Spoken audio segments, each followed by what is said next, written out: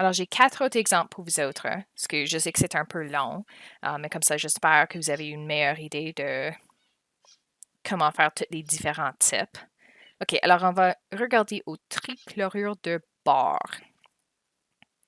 Alors, premier calcul, nos électrons de valence. Le bore, juste un rappel, ça c'est un de nos exceptions. Alors, lorsqu'on arrive au T, on aura des défis avec ça. En tout cas, pour le début, il est dans la 13e famille, alors 3 électrons de valence. Le chlore, 17e, il y a 7 électrons de valence, mais il y a 3 chlores, donc 7 fois 3. Alors, j'ai 21 plus 3, 24 électrons de valence pour commencer. Là, le total, donc c'est là qu'on doit regarder nos exceptions. Donc, le bore, lui, peut seulement avoir 6 électrons max. Alors, au lieu de 8, 6. Pour le chlore, lui, c'est normal. Alors, il n'y a pas une exception, donc c'est 8. Puis encore, parce qu'il y en a 3, fois 3. Donc, ça me fait 8 fois 3, 24, plus 6, un total de 30 électrons. OK, puis là, pour le restant des calculs, ça se passe normalement encore. Alors, T moins V, 30 moins 24, ça me donne 6.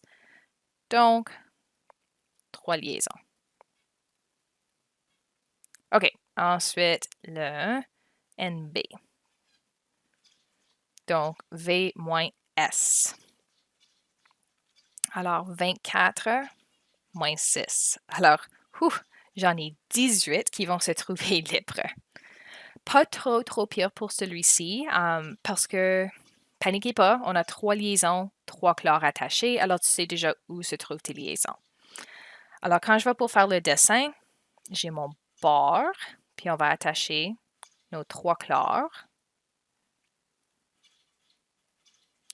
OK, puis là, en regardant, n'oublie pas que le bord est une exception. Il veut juste 6 électrons de valence, donc 2, 4, 6. Il y a déjà ça, donc il n'y aura aucune part libre sur le bord. Ils vont tous être placés sur le chlore. Donc, on aura le chlore, il veut en avoir 8 en total. Ils ont chacun 2 déjà, donc 2, 4, 6 et 8. Alors, je vais placer 6 électrons par chlore. Il y a 3 chlores, alors voilà, ça c'est mes 18 électrons.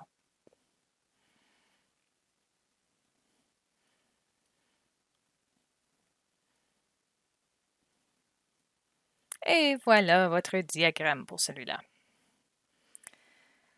OK, le prochain, j'ai du pentafluorure de brome.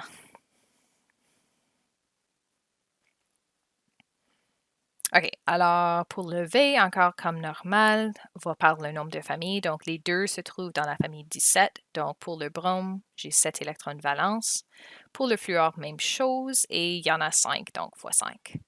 Alors, j'ai 7 x 5, 35 plus un autre 7, 42. Ouf, beaucoup d'électrons pour travailler avec.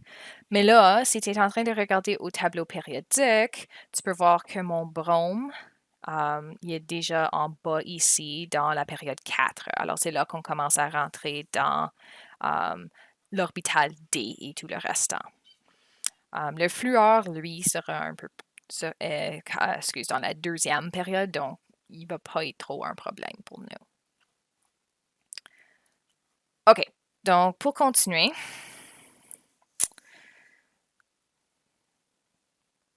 alors pour le total, donc, je viens juste de vous mentionner le fait que le brome dépasse la troisième période parce que c'est là qu'on commence à voir nos exceptions. Alors, ces éléments-là vont d'habitude jusqu'à 12 électrons de valence. Alors, je vais mettre 12 pour celui-là. Le fluor, par contre, il est plus haut dans le tableau périodique, donc c'est juste 8 comme normal. Puis encore fois 5 parce qu'il y a 5 fluor. Donc, encore faites attention avec n'importe quel élément qui dépasse la troisième période. Donc, aussitôt que tu commences à rentrer avec potassium et tout le restant, fais attention au nombre de valence plutôt pour les non-métaux. Les seuls deux autres à faire attention sont ceux qu'on avait mentionnés, comme le soufre et le phosphore, puis le bore et beryllium. Donc, faites juste attention avec certains de ceux-là. À part ça, si tu utilises le 12, c'est bon. OK. Alors, là, le total, j'ai 8 fois 5, ça fait 40 plus 12, ça me donne 52 électrons de valence qu'on aimerait avoir en total pour celui-ci. OK, pour le S, 52 moins 42, ça me donne 10. Alors, j'ai 5 liaisons pour celui-ci.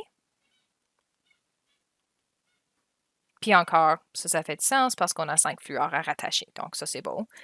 Puis, combien d'électrons sont libres? Valence, 42, moins S. Alors, ça me fait 32 électrons qui sont libres. Ouf. Encore, paniquez pas, vous allez voir que c'est un peu comme la dernière situation. Donc, je vais commencer avec mes liaisons. Alors, j'ai mon brome. On va mettre nos 5 fluors, un peu en forme d'étoile ici.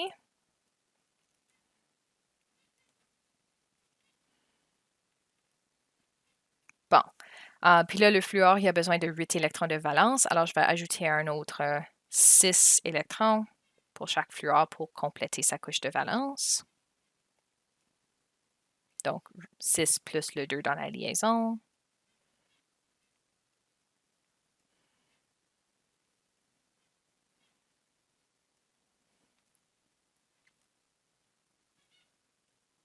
OK, puis là, je vais juste vérifier. J'ai 6 fois 1, 2, 3, 4, 5, ça fait 30. Ah, il me reste 2 électrons.